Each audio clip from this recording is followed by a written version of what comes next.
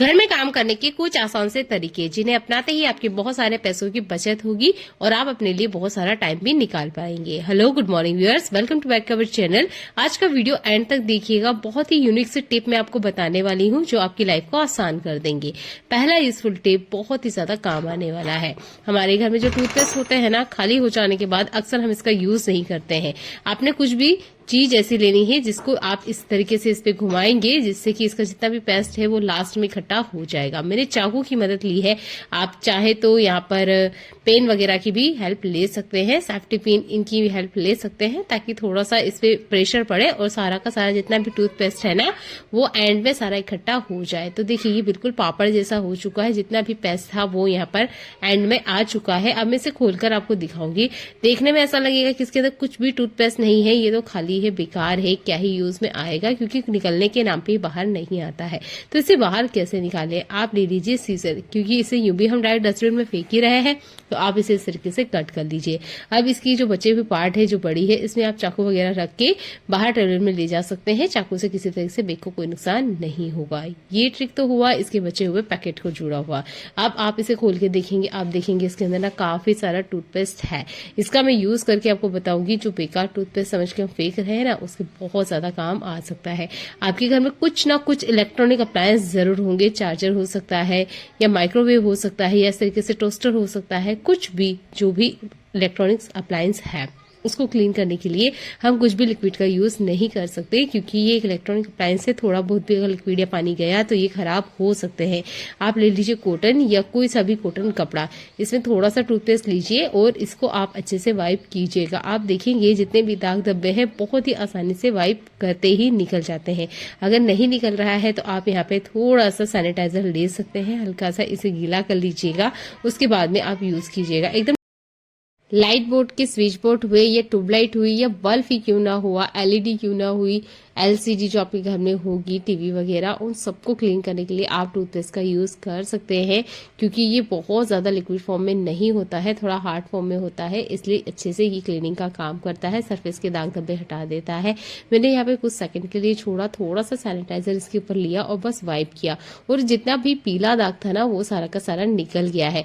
आप ये ट्रिक ना मिक्सर के लिए भी यूज कर सकते हैं। अगर आपको ऐसा लगता है कि सरफेस बहुत ज्यादा गंदी हो चुकी है, हल्दी भरे दाग हैं जो कि नहीं निकलते हैं, तो आप टूथपेस्ट का यूज कीजिएगा। जितने बैक्टीरिया है वो तो खत्म हो ही जाते हैं, अच्छी सी बढ़िया सी शाइन आ जाती है।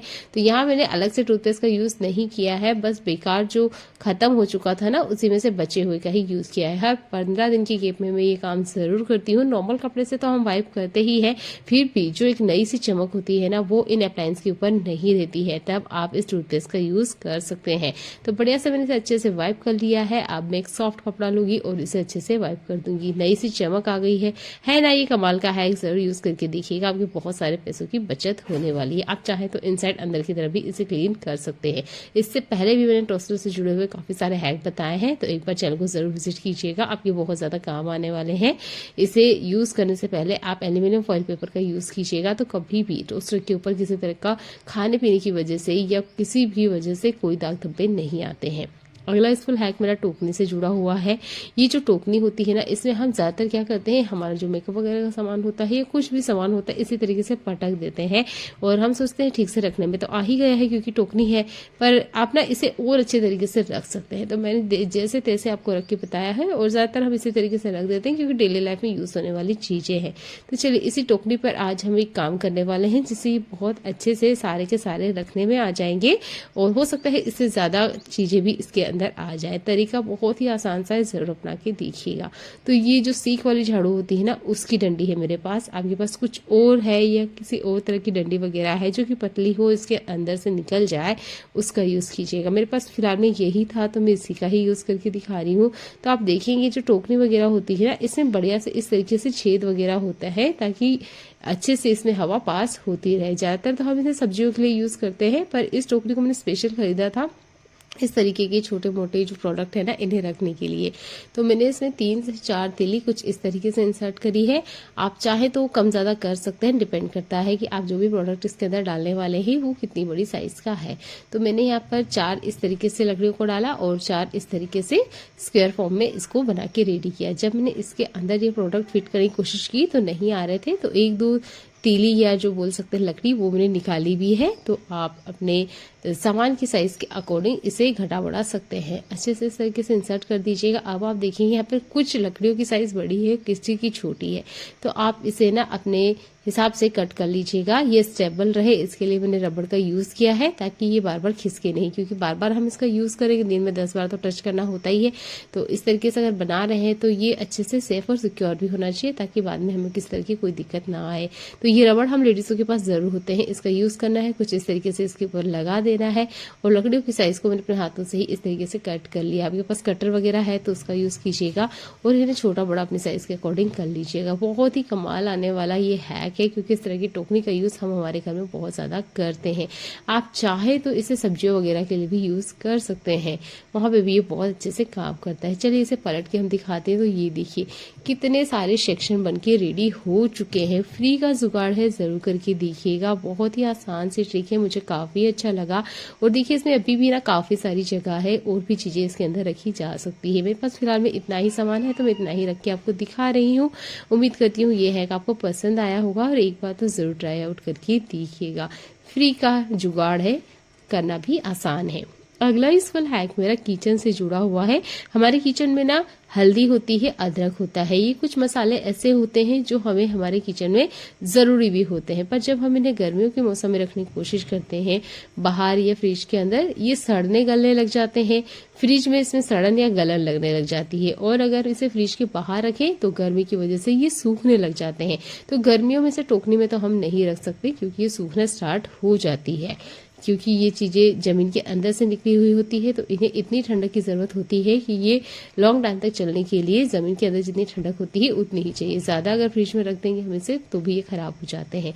तो देखिए इसे हम फ्रिज में ही रखेंगे, पर तरीका थोड़ा सा अलग है।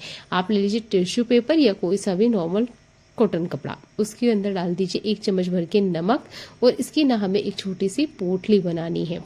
इसके बाद में आप अदरक और हल्दी के बीच में इसे इस तरीके से, जैसे कि मैं आपको दिखा रही हूँ, पोटली बना के रख दीजिएगा। 2 महीने बाद भी आप खोल के देखेंगे ना, तो ये जो हल्दी है या अदरक है, इसमें किसी तरह की सड़न गलन नहीं लगने वाली है। आप इस तरीके से पॉलिथीन में बंद करके रखिएगा।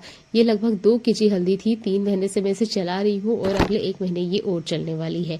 बहुत ही कमाल का हैक है, जरूर करके देखिएगा। अगला इस वाला हैक मेरा लहसुन से जुड़ा हुआ है। देखिए लहसुन छिलना बहुत सारों को नहीं पसंद होता है, कारण सिर्फ एक ही है, क्योंकि इसके ऊपर वाले जो मुंह वाला हिस्सा होता है इसे हमें तोड़ना होता है, और जिसे तोड़ने के लिए ज्यादातर हम हमारे अंगूठे का यूज करते हैं। मेरे हाथों में तो फिलहाल में नाखून नहीं है, पर जब नाखून वगैरह होते हैं तो बहुत ज्यादा तकलीफ होती है। अंदर की तरफ ये चला जाता है, स्मेल भी नहीं जाती है, और नाखून में बहुत तीखा दर्द होता है। तो ये ट्रिक आप ध्यान से देखिएगा, ऐसे आप अपनाइएगा, आपके नाखून में कभी दर्द नहीं होने वाला है। ले लीजिए एक सेफ्टी पिन। ये सेफ्टी पिन हर महिला के पास जरूर होती है। इसके ऊपर वाले पार्ट में जहां इसका मुंह होता है वहां पर इस तरीके से इंसर्ट कीजिएगा, थोड़ा सा ढीला कर लीजिएगा इस जगह को, और ये देखिए आराम से इसका छिलका ना बाहर आ जाएगा। क्योंकि यही वो प्रॉब्लम है जिसकी वजह से हम इस लहसुन को छिलना इग्नोर करते हैं, और हमारे हाथों में दर्द होना स्टार्ट हो जाता है। और नाखून वगैरह में जब लहसुन का दर्द होता है, तो जिन्हें होता है उन्हें अच्छे से पता होगा, आधे 1 घंटे तक तो हमारे हाथों में जलन जाती ही नहीं है, और बैड स्मेल अलग नहीं जाती है। तो ये सेफ्टी पिन वाले ट्रिक का आप यूज कर सकते हैं। जल्दी जल्दी काफी सारी लहसुन भी छिलने में आ जाएगी। सिर्फ ऊपर वाले मुंह वाले हिस्से पर आपने इस तरीके से इसे लगाना है, इसका मुंह तोड़ना है आपने, और ये देखिए हाथ लगाते इसका जितना छिलका है बहुत आसानी से निकल जाएगा। तो उम्मीद करती हूँ ये वाला हैक भी आपको पसंद आया होगा, जरूर यूज करके देखिएगा अगर आप भी खाने में लहसुन यूज करते हैं।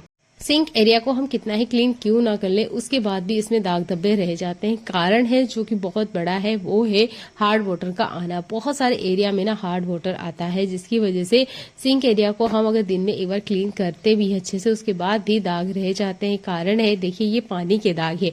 बर्तन धोने के बाद अक्सर हम साइड में रख देते हैं, जब पानी निकलता है तभी हम यहाँ से उठाते हैं, तब तक पूरे सिंक एरिया में पानी के निशान बन जाते हैं। तो पूरे दिन में एक काम जरूर कीजिएगा, या कम से कम 3 दिन की गैप में ये काम कीजिएगा। यहाँ पर ले लीजिए आप टूथपेस्ट, थोड़ा सा बचा हुआ टूथपेस्ट था तो मैं इसी का यूज करके आपको दिखा रही हूँ।